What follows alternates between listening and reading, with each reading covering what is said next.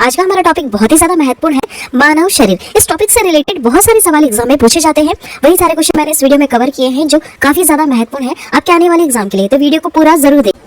आप चाहे किसी भी कॉम्पिटिटिव एग्जाम की तैयारी करते हैं, इस वीडियो को देखकर जरूर जाइएगा। यहाँ से कई सारे सवाल एग्जाम में पहले भी पूछे जा चुके हैं। आज के इस वीडियो में हमने 40 महत्वपूर्ण प्रश्न कवर किए हैं और लास्ट में एक प्रश्न आप सभी लोगों से पूछा है जिसका उत्तर आपको कमेंट करके बताना है। इस वीडियो में हम रिवीजन भी करने वाले हैं ताकि आपको जितने भी प्रश्न हमने कवर करवाए हैं सारे आपको याद हो जाए। तो चलिए शुरू करते हैं सबसे पहले सवाल से। पहला सवाल है, मानव खोपड़ी में कितनी हड्डियां होती हैं?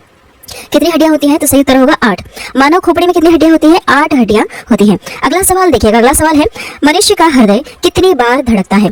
काफी सिंपल सा सवाल है। सही उत्तर क्या होगा इसका? सही उत्तर ऑप्शन ए वाला 72 टाइम्स धड़कता है 1 मिनट में। ठीक है, 1 मिनट में कितनी बार धड़केगा? 72 बार धड़केगा। अगला सवाल है, स्वस्थ मनुष्य की श्वसन दर लगभग कितनी है? कितनी है? तो सही उत्तर होगा 16 से 18 बार है। स्वस्थ मनुष्य की श्वसन दर कितनी है? 16 से 18 बार है। अगला सवाल है, मस्तिष्क का वजन कितना होता है? कितना होता है?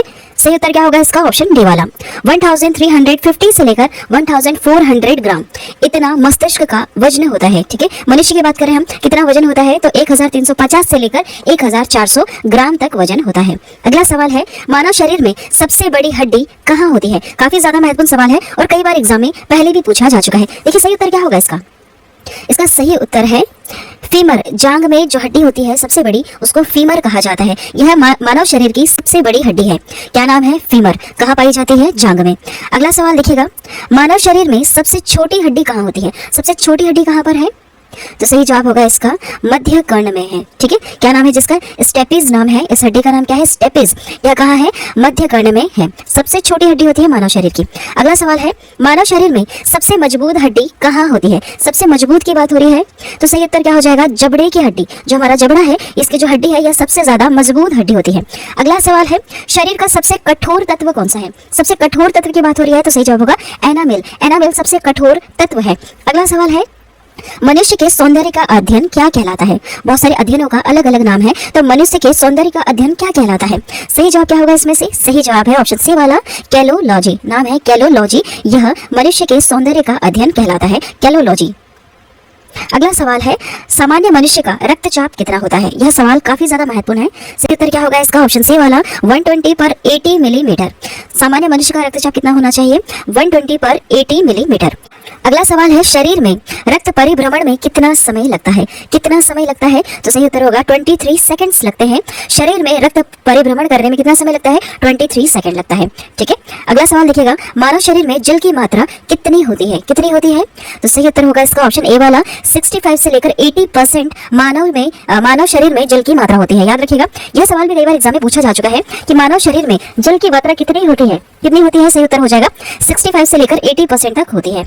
अगला सवाल है, रक्त की मात्रा शरीर के भार का कितना प्रतिशत होता है? कुछ इस तरह से सवाल पूछा है आपसे कि रक्त की जो मात्रा है यह शरीर के भार का कितना प्रतिशत होता है? सही उत्तर क्या हो जाएगा इसका? इसका सही उत्तर है 7% होता है। कितना होता है? 7% होता है। अगला सवाल है, मनुष्य में रक्त की मात्रा कितनी होती है? उसके शरीर में रक्त की मात्रा कितनी होती है? तो 5 से लेकर 6 लीटर तक होती है। ठीक। अगला सवाल है, मानव रक्त क्षारीय का पीएच मान कितना होता है?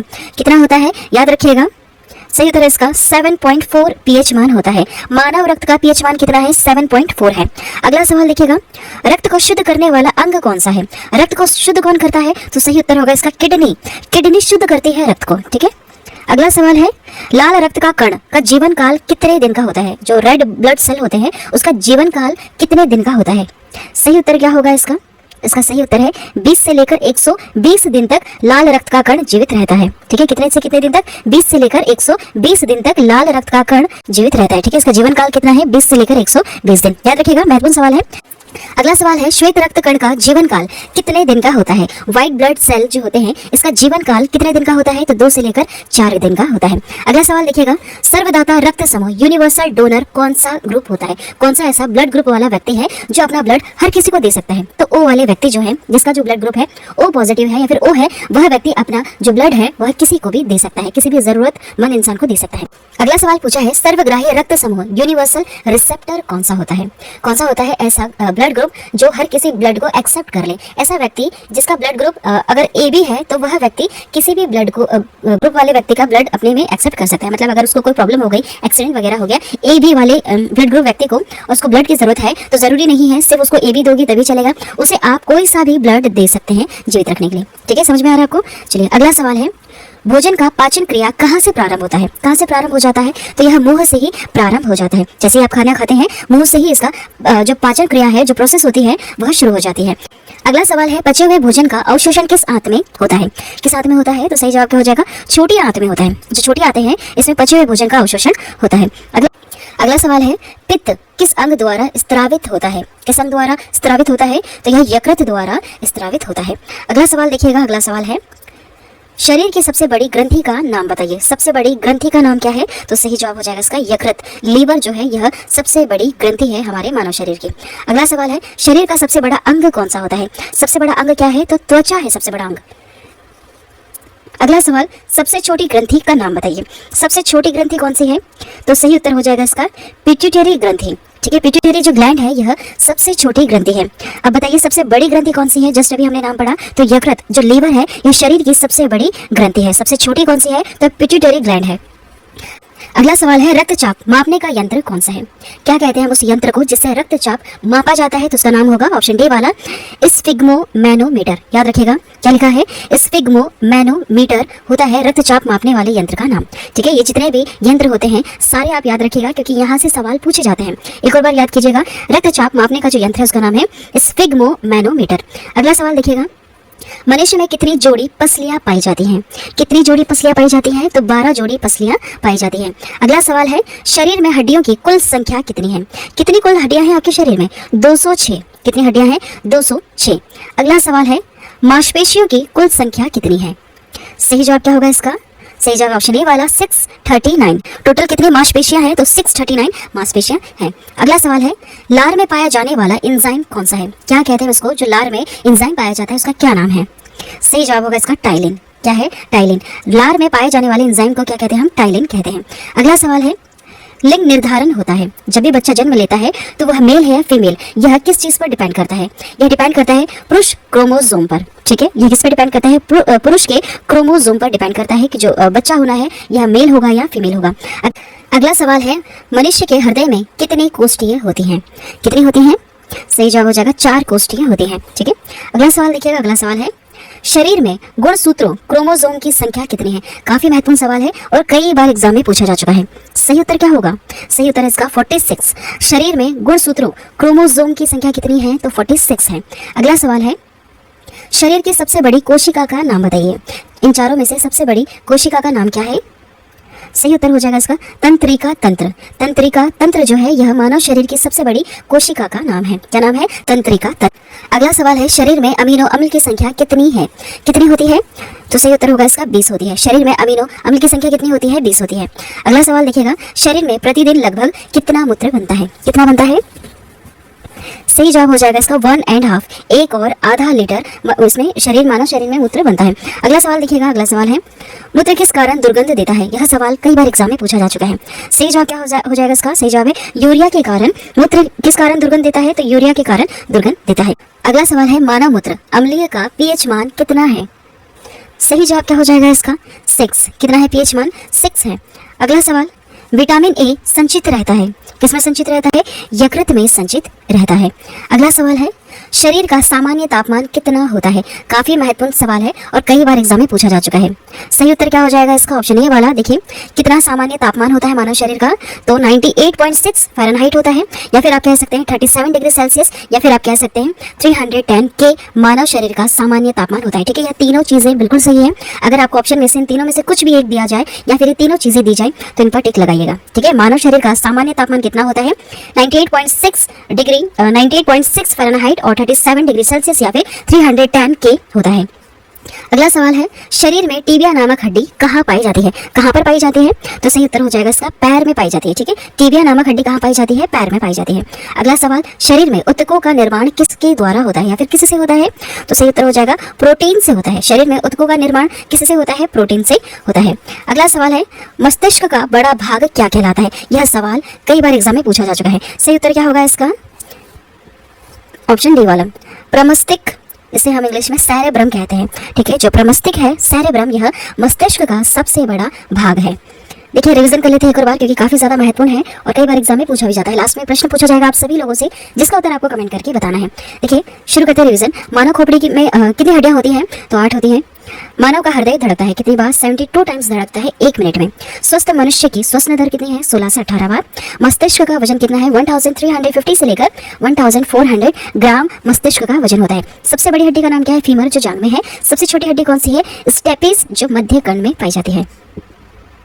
अगला पॉइंट देखिएगा, सबसे मजबूत हड्डी कौन सी होती है? जबड़े की हड्डी होती है। शरीर का सबसे कठोर तत्व कौन सा है? तो एनामिल है। अगला पॉइंट है, मनुष्य के सौंदर्य का अध्ययन है। क्या है? कैलोलॉजी है। सामान्य मनुष्य का रक्तचाप 120/80 मिलीमीटर होना चाहिए। अगला पॉइंट है, शरीर में रक्त परिभ्रमण में लगा समय कितना समय लगता है? 23 सेकंड लगता है। मानव शरीर में जल की मात्रा कितनी होती है? 65 से लेकर 80% होती है। रक्त की मात्रा शरीर के भार का 7% होता है।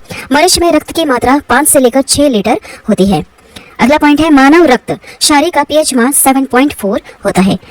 अगला पॉइंट है, रक्त को शुद्ध करता है किडनी करता है। लाल रक्त का कण का जो निर्माण होता है यह अस्थिमज्जा में होता है। लाल रक्त कण का जीवन काल कितना है? 20 से लेकर 120 दिन तक यह जीवित रह सकता है। श्वेत रक्त कण का जीवन काल कितना है? 2 से लेकर 4 दिन का। श्वेत रक्त कण को कहा जाता है, क्या कहा जाता है? तो ल्यूकोसाइट कहा जाता है। ठीक है, याद रखिएगा, ल्यूकोसाइट कहा जाता है। अगला पॉइंट है, लाल रक्त कण को कहा जाता है, क्या कहा जाता है? एरिथ्रोसाइट। शरीर का ताप नियंत्रक कौन होता है? हाइपोथैलेमस ग्रंथि। सर्वदाता रक्त समूह यूनिवर्सल डोनर कौन है? ओ ब्लड ग्रुप।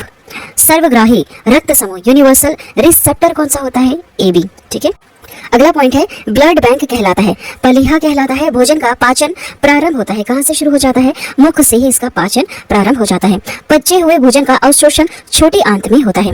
पित्त स्त्रावित होता है किसके द्वारा? यकृत द्वारा होता है। शरीर की सबसे बड़ी ग्रंथि क्या कहलाती है? यकृत लीवर। ठीक है, शरीर की सबसे बड़ी ग्रंथि कौन सी है? यकृत। लीवर सबसे बड़ी ग्रंथि है। शरीर का सबसे बड़ा अंग क्या है? तो त्वचा है। सबसे छोटी ग्रंथि मास्टर ग्रंथि पिट्यूटरी ग्लैंड जो है यह सबसे छोटी ग्रंथि है। सबसे बड़ी कौन सी है? याद रखिएगा, यकृत लीवर सबसे बड़ी ग्रंथि है। ठीक है, ये सवाल कई बार एग्जाम में पूछे जा चुके हैं। अगला सवाल है, रक्तचाप मापने का यंत्र क्या कहलाता है?